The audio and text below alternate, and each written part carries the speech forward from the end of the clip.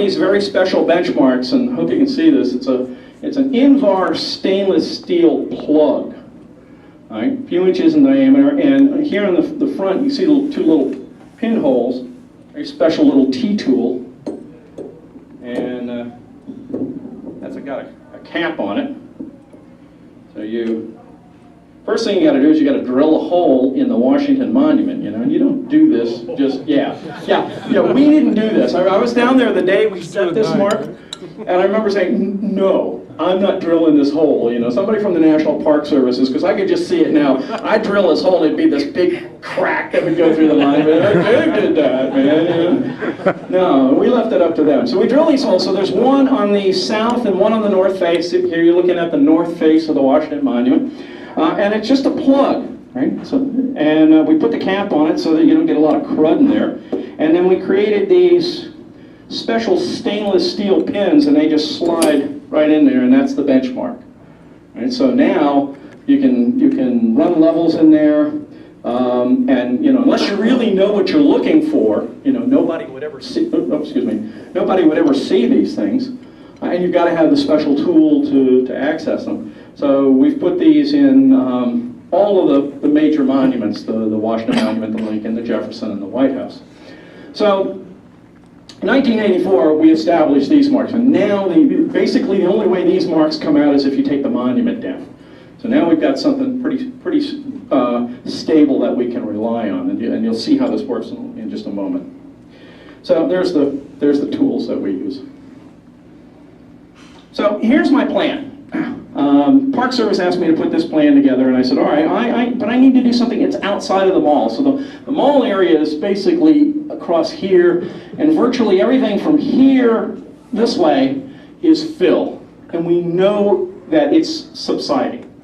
How much is always a matter of some discussion. So what we needed were some control. We've got to have some stations that are in areas that we can rely on. Well, if we go up here to the Capitol, and a little bit further up to Union Station, I hoped that those were areas that, since they're a little bit higher up and a little bit closer to bedrock, that they would have been less affected. Because at the time we put the plan together, we had no idea what was the impact of the earthquake.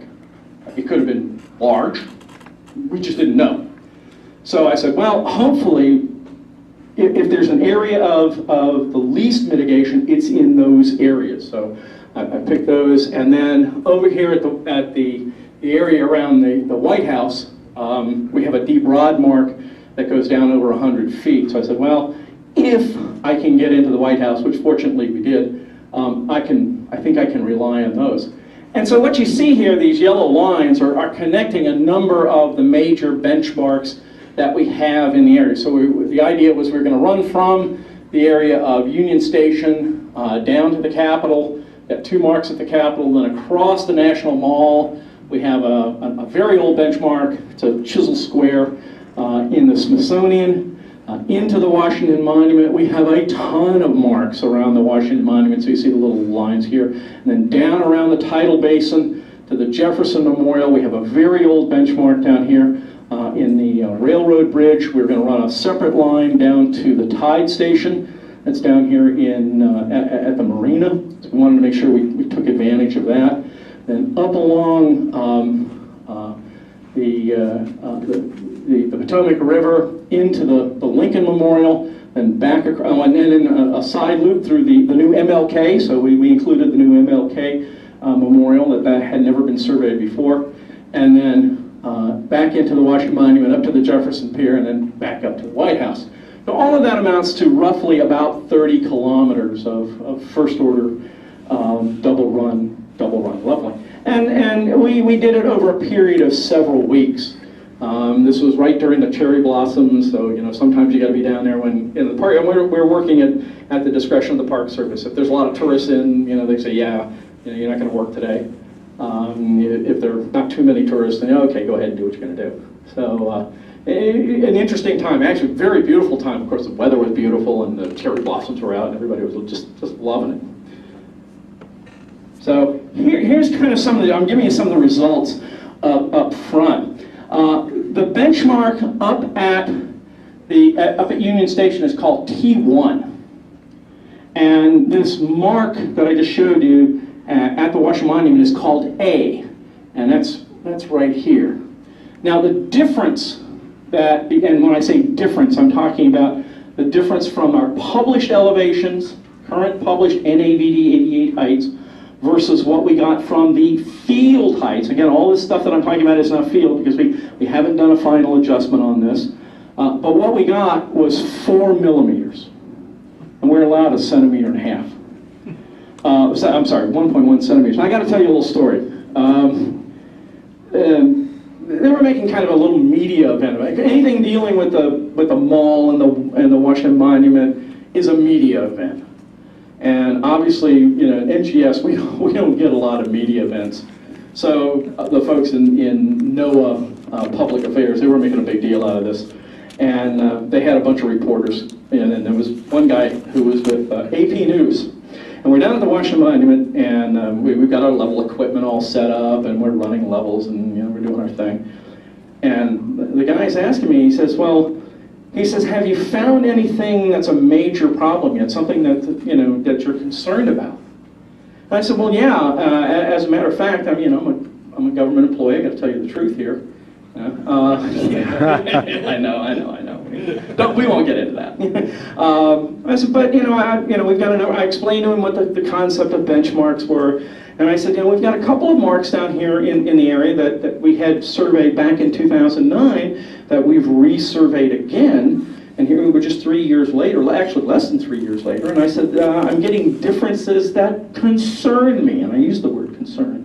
And he's got his little pad, and he's writing away, and he says, well, what are we talking about? And I know what he's thinking. And I looked at him and I said, well, I missed him by 1.5 millimeters. And he looked at me, squared dead in the eye, and I can't use exactly the words in public that he used with me, but it was more like, who are you people? I said, well, I was allowed 0.7 of a millimeter, but I got 1.5 millimeters, and I'm just not sure where that other couple of tenths of a millimeter is coming from. And you could just see him shaking.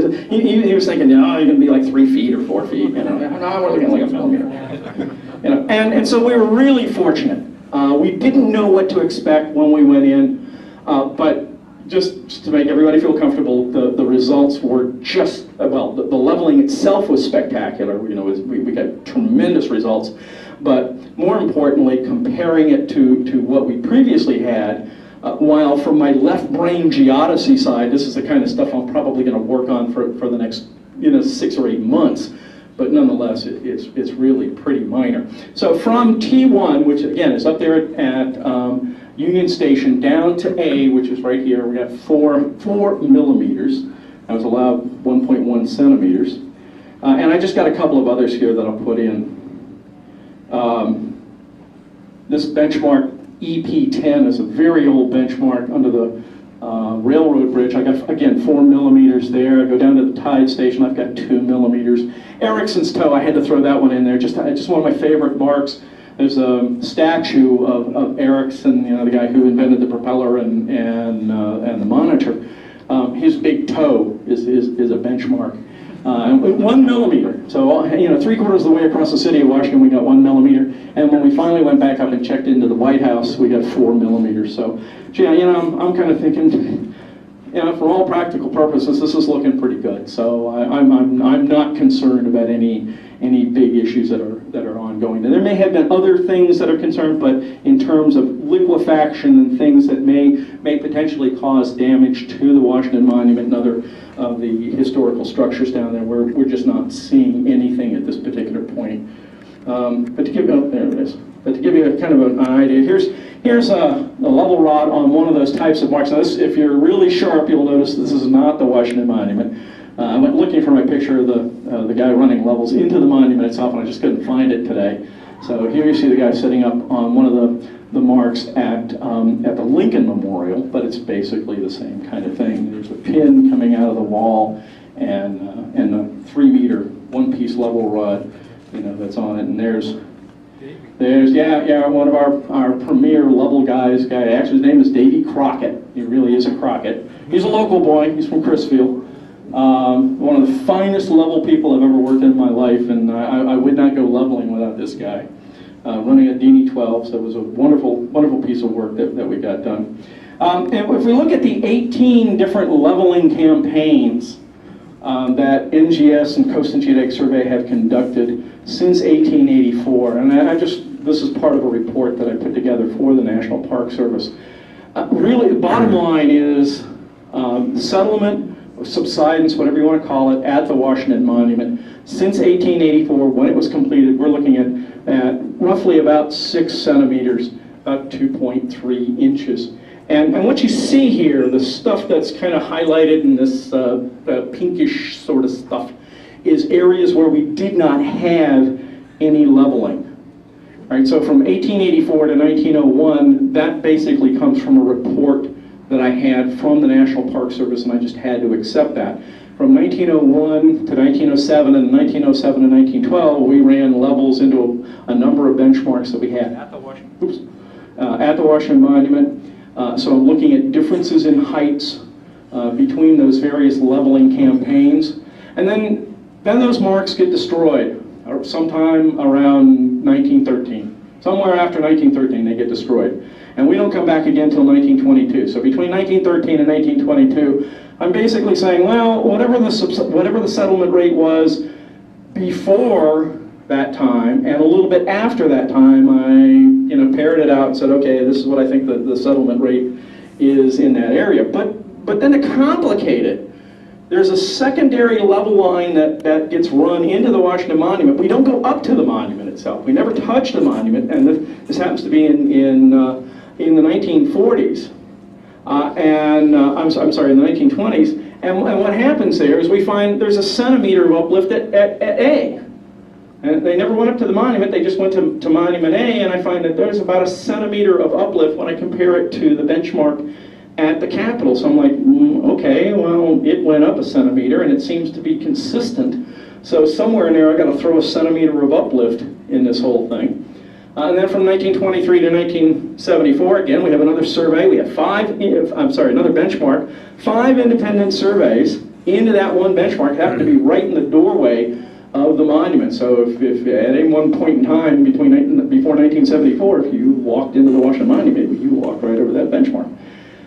Somewhere after 1974, they rip it out. And we don't know about it until we go back in 1984. So 10 years go by, we don't know what's going on. So again, I'm predicting settlement rates at whatever the rates were before that time and then subsequent to that time. But since 1984, we've had those very special benchmarks that have been installed. And over that period, we've literally 4 millimeters in pushing the better part of about 30 years. So it's quite stable in reality. Here's just one example of that. And what you're looking at here is the leveling difference from the mini monument to benchmark A8, which is one of those special marks. It's like this. It's on the north face of the Washington Monument. And so what we have are a number of different campaigns. First one was 1984, and then two different surveys in 92, and one in 98, and one in 99, and one in 2000, and 2009, and now our 2012. And so you see the from and the to, and here's the height differences in meters, and here's the height differences. So there's just a few millimeters. These numbers that you see out here are what we call archive numbers, so that each individual project, if somebody wanted to come and grab that original data, that I provided the archive numbers. So in reality, what we're seeing over almost the last 30 years is an annual settlement rate of 0.2 of a millimeter a year. And I'm pretty confident in those numbers because at least since 1922, the style of leveling, the standards that we've had to deal with have been, even though the transition has been from optical to digital levels, nonetheless, the leveling itself has been basically of the same caliber since 1922. So I'm pretty confident in these numbers.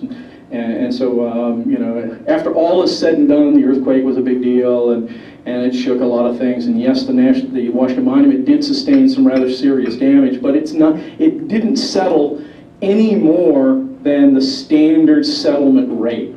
So from all I can